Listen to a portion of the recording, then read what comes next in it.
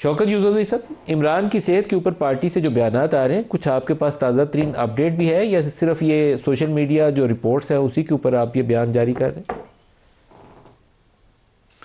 बिस्मिल्लाह, बहुत शुक्रिया। देखिए नदीम मलिक साहब, इस वक्त तो सूरत हाल ये है कि हमें तो मुलाकात की इजाज़त नहीं दी जा रही है। तो गवर्नमेंट का काम होता है कि वो असल हक़ाइक़ सामने ले आती ताकि ये जो इश्यूज़ हैं ये ख़त्म हो जाते। लेकिन बदकिस्मती है, ये वाहिद हुकूमत है जो इश्यूज़ बढ़ा रही है। अब ये तिरा की बात आपने की, तिरा पे यही वज़रात है जो आए रोज़ कहते थे ऑपरेशन होगा होगा, और फिर आप कह रहे हैं जी हमने तो नहीं कहा है। तो ये जो चीज़ें हैं ना, ये ठीक नहीं है इस मुल्क के लिए। बदकिस्मती है कि इस तरह के, बिल्कुल मैं समझता हूँ कि नालायक तो नहीं कह सकता, अच्छा नहीं लगेगा, लेकिन कम से कम संजीदा नहीं है। ये जो आए प्रेस कॉन्फ्रेंसों पे अपना वक्त ज़ाया कर रहे हैं, एक आसान हल था इसका कि जी आपने ऑपरेशन करना है, आपने दहशतगर्दी ख़त्म करनी है, आपने तो उसके लिए तो हमने पीसी बुलाई थी, उसके लिए 15 नुकाती एजेंडा आपको दे दिया है।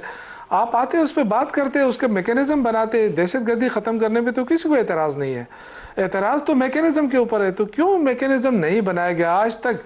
देखे ना, यही तो हम कह रहे थे जो आज ये सिचुएशन बनी है।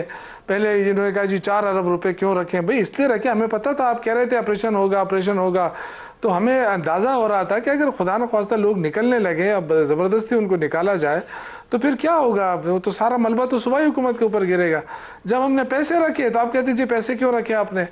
तो मैं समझता हूँ कि ये कोई गैर संजीदा अप्रोच है, ये नहीं होना चाहिए। इस वक्त मुल्क बहुत मुश्किल में है। ये छोड़े सियासत म्यासत की बातें, आपका मुल्क कितना मुश्किल में, कितने दबाव में आ गए हम। इस वक्त जो ईरान और अमेरिका का इशू बना हुआ है, ये कोई मामूली इशू तो नहीं है ना। अगर ईरान ये जो अमेरिका अटैक करता है या कुछ भी कार्रवाई करती है तो हम कहाँ खड़े होंगे?